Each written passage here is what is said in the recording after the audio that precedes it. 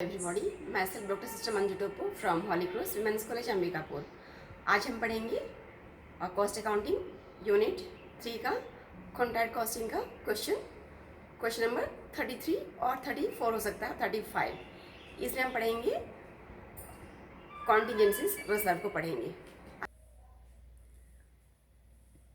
Reserve for contingencies, कभी कभी ठेका खातों में भविष्य की आकस्मिकताओं के लिए संचय बनाया जाता है।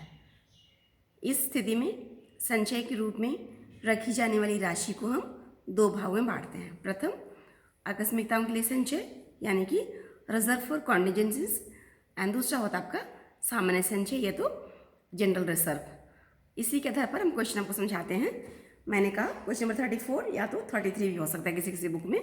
मैं पढ़ दे रही हूँ question. A firm of building contractors began to trade on 1st April 2014. The following was the expenditure on the contract for rupees 3 lakhs. Material issued to contract 51,000. Plant used for contract 15,000. Wages incurred 81,000. Other expenses incurred 5,000. Cash received on account to 31st March 2015 amounted to rupees 1,28,000, being 80% of the work certified. Of the plant and materials charged to the contract, plant which cost rupees 3,000 and materials which cost rupees 2,500 were lost. On 31st March 2015, plant which cost rupees 2,000 was returned to stores. The cost of work done but uncertified was rupees 1,000 and materials costing rupees 2,300 were in hand on site. Charge 15% depreciation on plant. Reserve 1/3 means 1/3 profit received and prepare a contract account from the above particulars.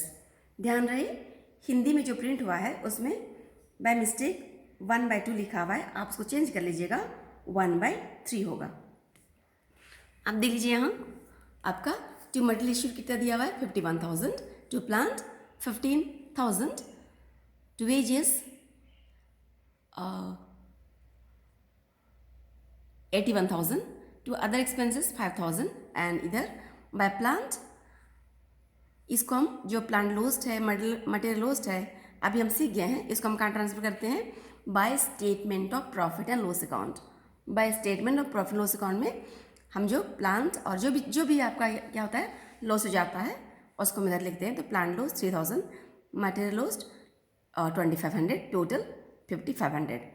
Bye plant return to store, हम देखते हैं कितना का plant हमने store को return कर दिया, cost आपका 2,000 और हम इसमें क्या करते हैं हमेशा डेप्रिसिएशन काटते हैं। Depreciation at the rate of 15% आपका दिया है तो आपको हो जाएगा 300, लेस कर दिया 1,700।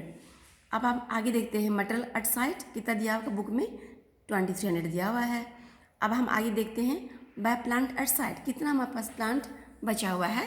तो ध्यान रहे, अभी तक आप मैं सोचती हूँ सीख गए होंगे, you might have learned it already. यहाँ पर प्लांट कॉस्टिंग 15,000, इसमें जो भी लॉस्ट होता है या तो विक्रय कर देते हैं या फिर आपका रिटर्न कर देते, सबको हम माइनस करते हैं। कहने का मतलब जो हमारे पास प्लांट नहीं है उसको हम पूरा हटा देते हैं। तो यहाँ पर हमारे पास कौन कौन सा कितना प्लांट नहीं है, 15,000 में 3,000 का लॉस्ट हो गया और 2,000 का हमने रिटर्न कर दिया, तो आपका बचा कितना 10,000। और जो शेष है जो बैलेंस है उसमें से हम डिप्रेशन काटेंगे 15%, तो बचा हमारे पास में फिलहाल 8,500 का। एंड वर्क इन प्रोग्रेस हम निकालेंगे, आपका दिया है ऑलरेडी 128,000 बीइंग आपके रिसिप्ट कैश बोल दिया है तो हम उसका 100% निकालेंगे। 100/80 आपका निकल गया 1,60,000 और हमारे पास में आपका दिया है वर्क अनसर्टिफाइड भी दिया हुआ है, इतना हो गया 1,61,000, टोटल 1,79,000 और बैलेंस हमारा होगा आपका 27,000। अब देखिए 27,000 में हम आप कैलकुलेट कर लीजिएगा कि हमारा ये वाले वर्क सर्टिफाइड कितना है कॉन्ट्रैक्ट प्राइस का। अभी तक आप सीख गए होंगे, तो हम प्रॉफिट लेंगे, इसी के आधार पर कैलकुलेट करेंगे प्रॉफिट कितना 2/3 आपका C R balance of contract account, ये 27,000 इंटू 2/3 इंटू 80/100 ये हमारा प्रॉफिट होगा 14,400। और अभी हम यहाँ पर जो बैलेंस है 27,000, इसमें काम लेंगे आपका रिजर्व, आपका प्रॉफिट रिजर्व माने कि रिजर्व फॉर कॉन्टीजेंसीज आपका हो जाएगा 27,000 का 80% इंटू 1/3। 1/3 क्यों लिए? क्योंकि इतना हमको लेने के लिए कहा गया है, तो इसका निकालेंगे तो आपका हो जाएगा 7,200। और आपका जो शेष है उसको हम ट्रांसफ़र करेंगे जनरल रिजर्व में 27,000 में। इसको और इसको माइनस कर दीजिएगा तो शेष रहेगा आपका 5,400। अब नेक्स्ट हम पढ़ेंगे एक से ज़्यादा ठेका खाते, means where we have contract more than 1।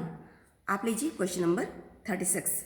अब मैं हिंदी में पढ़ रही हूँ, आप देख लीजिए क्वेश्चन को। भवन निर्माणकों की एक फर्म के ठेके के अंतर्गत निर्माणाधीन 2 मकानों से संबंधित निम्नांकित विवरण है। आपका house A and house B, मकान ए और मकान बी। 1 अप्रैल 2014 को चालू कार्य लाभ हानि खाते में से ले जाए गए 800 रुपीज़ के अनुमानित लाभ को छोड़कर बोला गया है 14,000 मकान ए में, और मकान बी में कुछ भी नहीं है। नेक्स्ट है हमारा सामग्री क्रय परचेज 23,000 एंड 16,600। फिर है वेजेस 20,000 एंड 14,000। बिजली सेवाएं एवं फिटिंग्स आपका दिया हुआ है 1,400 एंड 300। आगे सड़क निर्माण भी 8,000 और दूसरा में निल है। ठेका मूल्य सड़क निर्माण को शामिल करते हुए 60,000 एंड 40,000। 31 मार्च 2015 तक रोकड़ प्राप्त माने कैश रिसीव्ड आपका दिया हुआ है 60,000 एंड 24,000। प्रमाणित कार्य के अनुपात में रोकड़ प्राप्त 100%, पहला में 100% हो गया और दूसरा में 66.67%। फिर है 31 मार्च 2015 को हाथ में सामग्री का मूल्य 400 एंड 540। पूर्ण कार्य अप्रमाणित, पहला में कुछ भी नहीं है, कोई काम पूरा हो चुका है, दूसरा में आपका है 2,500। स्थल पर प्रयुक्त प्लांट की लागत 12,000 एंड 6,000। वर्ष के दौरान स्थल पर रहे प्लांट की अवधि स्पष्ट दे दिया है कैलकुलेशन करने के पश्चात आपका 10 मंथ्स एंड 8 मंथ्स। 2014-15 वर्ष में कुल कार्यालय व्यय 12,240 रुपीज़ हुआ है। इन्हें दोनों ठेकों में पारिश्रमिक के अनुपात में चार्ज किया जाना है। प्लांट पर ह्रास 10% प्रति वर्ष पर एनम की दर से खाते में लिया जाना है। वर्ष 2014-15 वर्ष में प्रति मकान लाभ या हानि दिखाते हुए तथा वह राशि दिखाते हुए जिसे आप उचित तौर पर लाभ हानि खाते में हस्तांतरित समझते हैं, दोनों ठेका खाते सारणी के रूप में तैयार कीजिए। यहाँ ध्यान रहे हमारे पास मकान ए और बी है, और मैंने आपको ये नहीं समझाया था, यदि मान लेते हैं कहीं आपका कॉन्ट्रैक्ट में आपका हानि हो रही है तो हम लाभ का निर्धारण नहीं करेंगे, क्योंकि लाभ ही नहीं है तो कहाँ से हम लाभ का निर्धारण करेंगे। तो आप देखेंगे एक्सपेंस जब ज़्यादा हो जाता है तो हमारा हानि होता है, और जब हानि होगा तो आप लाभ का निर्धारण होने का सवाल ही नहीं उठता। We do not determine the profit when there is a loss, and why there is loss, because expense are incurred more. अब देखिए क्वेश्चन हम इस तरह टेबल के रूप बना सकते हैं। आप देखिए यहाँ पर आपका दिया हुआ है टू वर्क इन प्रोग्रेस। यहाँ पर देखिए ये आपका 14,000 दिया हुआ है, परंतु इसमें लाभ शामिल है, इसलिए हमने क्या कर दिया, लाभ को शामिल कर दिया है 14,800, है ना। बुक में आपका ओनली 14,000 दिया हुआ है, बट आपको स्पष्ट बोल दिया हुआ है हमारे पास में वर्ष 2013-14 में लाभ हानि खाते में ले जाएंगे लाभ 800 रुपीज़ को अनुमानित लाभ को छोड़कर दिया हुआ था, इसलिए हमने इसको क्या कर दिया, शामिल कर दिया। तो ये हो गया। फिर आपका दिया मटेरियल्स इतना दिया हुआ है, टू वेज इतना दिया हुआ है, to electrical services and fittings आपका दिया हुआ है 1,400 and 300। To road making charges to plant 8,000 दिया हुआ है। प्लांट आपका दिया है कॉस्ट 12,000 एंड 6,000। और आपका to establishment expenses in the ratio of wages आपका दिया हुआ है 7,200 आपका 50 आपका 5,040, हाँ ये दिया है दोनों मिला करके।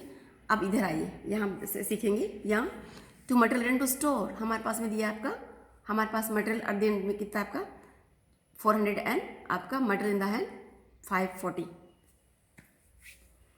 फिर आपका दिया हुआ है बाय कॉन्ट्रैक्ट पर्सनल, इसका मतलब क्या हुआ, ये पहला का है 60,000 आपका दे दिया है ना, इतना काम पूरा हो चुका है, इसलिए हम इसको लिखे हैं कॉन्ट्रैक्ट अकाउंट में, ये इतना का प्राइस था। फिर by material return, material return में आप देखोगे यहाँ पर कॉस्ट 12,000 का है और आपका डेप्रिसिएशन आपका दिया हुआ है per annum 10% per annum for, हम लिखेंगे 10 मंथ्स के लिए, माने कि 12,000 इंटू 10/100 इंटू हो जाएगा 10/12, तो हम कितना निकलता है 1,000 माइनस कर दिए तो आपका हुआ 11,000। बाय प्लांटेड साइट, इसके लिए हाउस बी के लिए कॉस्ट 6,000 लेस आपका 10% डिप्रिसिएशन और आपका कितना दिन हमारे पास रहा 8 मंथ्स, तो पर एनम बोल दिया हम, इसलिए जितना दिन हमारे साथ था प्लांट उतना का निकाल लेते हैं, तो आपका हो जाएगा -400, तो आपका हो जाएगा 5,600। वर्क सर्टिफाइड आपका दिया हुआ है आपका ये 36,000 आपको निकालना पड़ेगा, ये आपका दिया हुआ है हमारे पास 24,000 दिया हुआ है, 24,000 का 66.67% निकालना पड़ेगा, इसको आप निकालेंगे 24,000 इंटू 100/66.666 ऐसे करेंगे तो आपका निकल जाएगा। फिर आपका दिया वर्क नोटिस सर्टिफाइड आपका दिया हुआ है 2,500, दोनों को ऐड कर दिए। आई होप 36,000 कैसे निकलना है आपको समझ आ गया होगा। ये आपका 24 दिया हुआ है, 24,000 उसमें आप निकालेंगे 100% अपॉन होगा 66.67, तो उसमें आपके कैलकुलेटर में जितना लंबा जाता है ना 66.6666 ऐसे कीजिएगा तो एग्जैक्ट अमाउंट आ जाएगा। वैसे हम करते हैं, यदि मान लेते हैं क्वेश्चन में कभी कभी 33.333 रहता है ना, तो आप क्या कीजिएगा 33.3333 जितना भी कैलकुलेटर में कैपेसिटी होता है तो उतना कीजिएगा तो एग्जैक्ट अमाउंट आता है। उसके बाद में हम आगे देखते हैं, तो इसको आप हल करेंगे तो देखिएगा यहाँ आपका हाउस ए में आपका कॉस्ट ज़्यादा आ रहा है 86,400 और आपका 86,400 डेबिट साइड ज़्यादा खर्चा हो गया। आप हल करेंगे, यहाँ देखिए 60 है, 11 है और 400, तो यहाँ पर कॉस्ट ज़्यादा आ गया, तो हमको क्या होगा यहाँ डेबिट साइड का ज़्यादा आ गया डेबिट साइड का अमाउंट, तो आप देखेंगे यहाँ पर लॉस हो गया, खर्चे अपन को ज़्यादा होंगे, तो by statement of profit loss ये आपका लॉस है 15,000, चूँकि लॉस हो गया तो हम क्या करेंगे इसमें लाभ का निर्धारण नहीं करेंगे। जबकि हाउस बी में आप देखेंगे यहाँ पर टोटल आया आपका 44,640, यहाँ देखिए, और इसमें आपका लाभ आ रहा है कितना आपका, यहाँ पर हम लोग लाभ का निर्धारण कैसे करेंगे, वैल्यू वर्क सर्टिफाइड को देखने के पश्चात कितना ज़्यादा है 1/4 है कि आपका 1/2 है कि 1/2 से ज़्यादा है। अभी तक आप सीख लिए होंगे इसमें क्या 1/2 से ज़्यादा, इससे हम कितना लेंगे प्रॉफिट 2/3, यहाँ पर 2,700 इसका आपका हो जाएगा 2/3 इंटू आपका